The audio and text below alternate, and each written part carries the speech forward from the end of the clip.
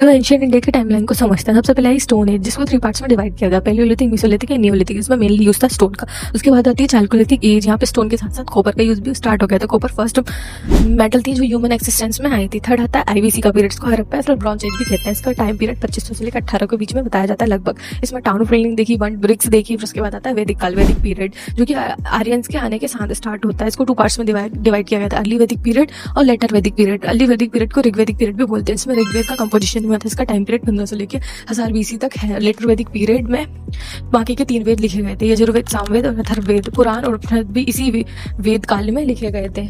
इसी वेद काल में आयरन की डिस्कवरी हुई थी। 1000 के से स्टार्ट लेके 600 तक का इसका टाइम पीरियड है। इस सबके बाद आता है महाजनपद काल, जिसमें बुद्धिज्म और जैनिज्म को बहुत राइज मिला था।